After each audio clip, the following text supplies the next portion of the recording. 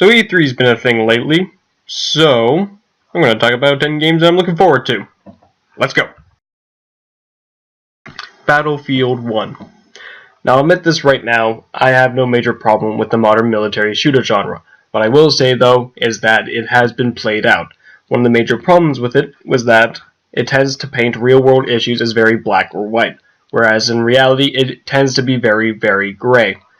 Battlefield 1 appears to be taking a really refreshing look on it by focusing on World War I, a war that doesn't tend to get much media coverage.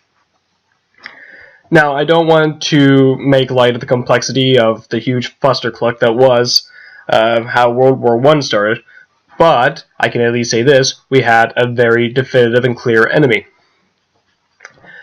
One of the things that I will give DICE praise is that their games tend to be pretty good. Although they tend to be broken at launch, but regardless. And I'm cautiously optimistic about this game. I mean, I am anticipating EA to screw it over at some point, but even so. Now, there's just two things that I'm really hoping for with this game. And that's one, it remains relatively historically accurate.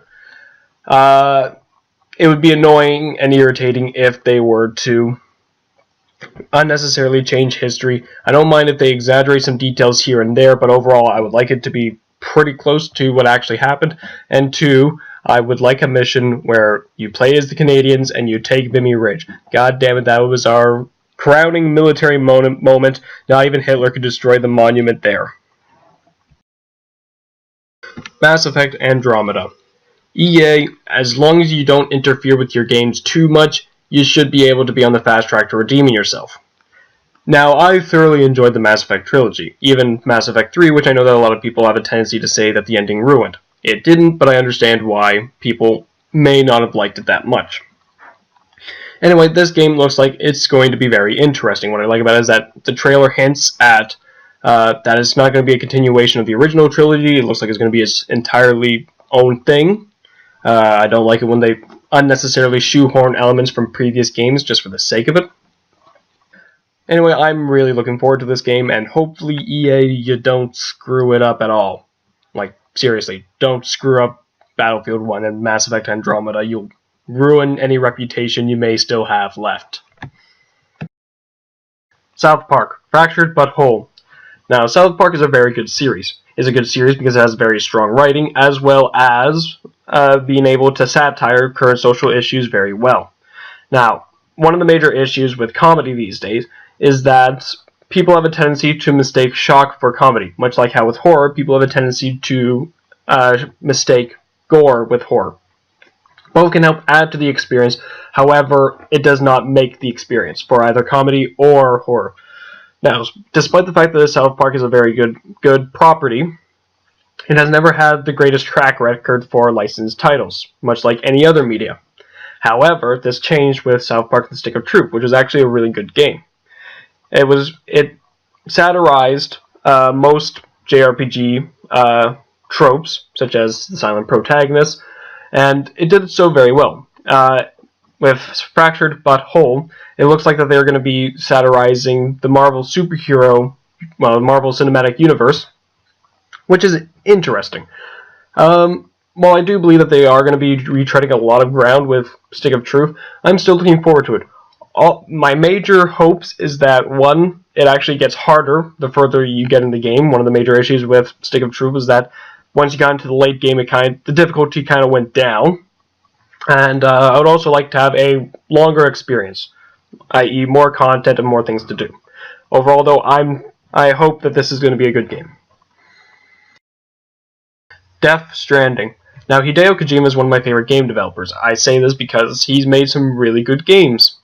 Now, if you remember from a long time ago, I said that I was going to be buying a PS4 to buy Silent Hills, and then naturally Konami canceled the game and pissed everyone off. However, Hideo Kojima has revealed he's making a new game, and it actually looks very interesting.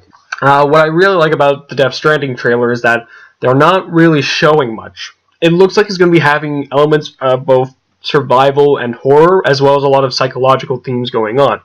This is very intriguing, and I don't really know what else to say, in all honesty, because they haven't shown much. Even so, I am actually really excited for this.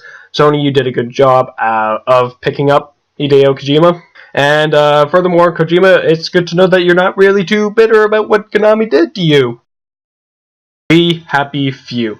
Well, that was mildly disturbing. Nothing like some good psychological horror to help drum up interest for a game. Now, We Happy Few seems to be treading some very familiar ground with the whole dystopia fiction. Specifically, the whole British authoritarian government that is suppressing the people and keeping them under the control through use of drugs. Now, again, while this has been used several times, specifically in novels and films, it's going to be interesting to see how these developers take it.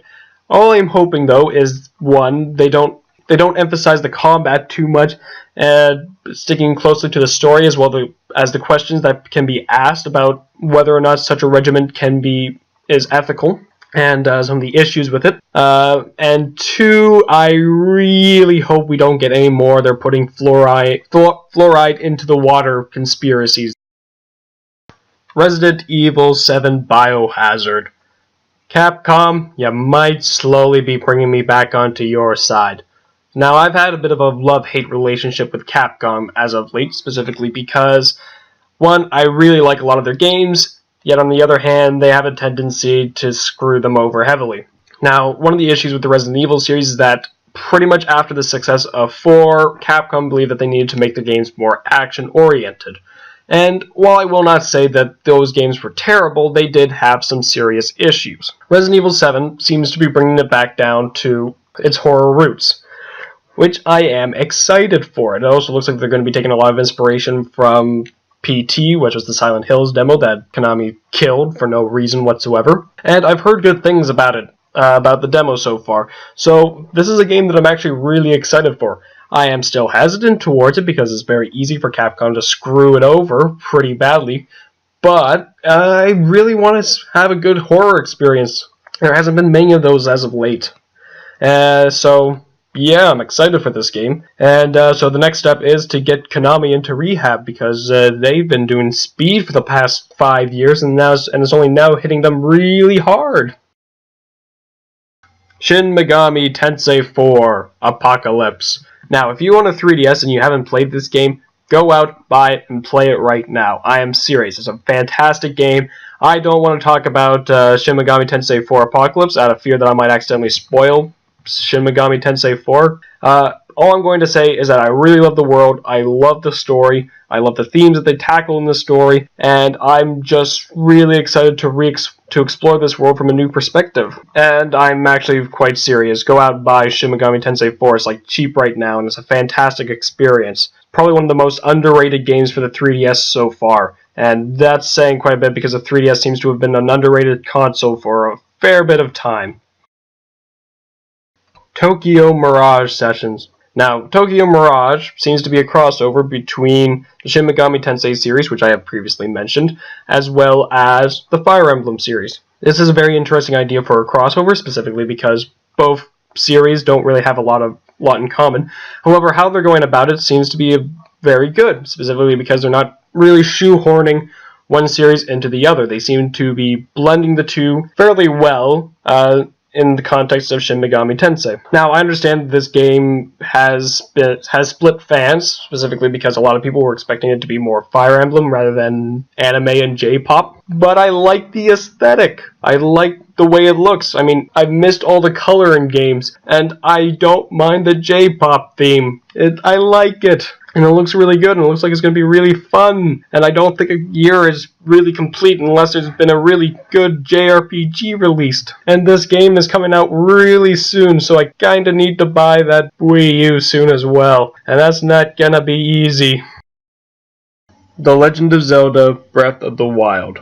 Now, the Legend of Zelda series is a very good series of games. The vast majority of them are solid, and they still hold up to this day. Now, when Breath of the Wild was first shown as a teaser trailer several years ago, it generated a lot of hype. And after seeing the trailer released recently, I can say that I am looking forward to this game. For one, I like some of the changes that they're doing with it, specifically making the world a lot more open, as well as including new elements such as having to make food to regain health. These are very interesting additions and can help flesh out the gameplay. And one thing that I also find very interesting is that it looks like that they're going to be taking on a different sort of theme rather than the traditional good versus evil. It looks like that they're going to be looking at the concept of technology encroaching upon nature. And that I find pretty interesting. All I hope, though, is that they don't shoehorn Ganon in just for the sake of it. Overall, though, it looks good, and this and Tokyo Mirage is going to be two reasons why I buy a Wii U soon. Persona 5. This is easily the game I am most excited for. I haven't been this excited for a game since most likely the Phantom Pain. So one of the amazing things about the Persona series is how it is able to combine both Jungian psychology and anime together, as well as being able to tackle dark and complex themes very maturely. It's a series that has captivated me since I picked up the series with Persona 4. Something I find really interesting about this game is that it will be tackling the concept of crime and punishment, an issue that seems to become more relevant as days go by. It's intriguing. Furthermore, it looks like Atlus is going to reveal more about the character Igor, a seemingly omnipotent entity who aids the main character in his quest to save the world. The game looks fantastic and I'm excited for it. Also, Atlus, you're being very clever, releasing this game on Valentine's Day. What are you trying to say? So those are the games I am most looking forward to from E3. If I missed out some of the games that you're excited for, I apologize, but feel free to tell me about them in the comment section below.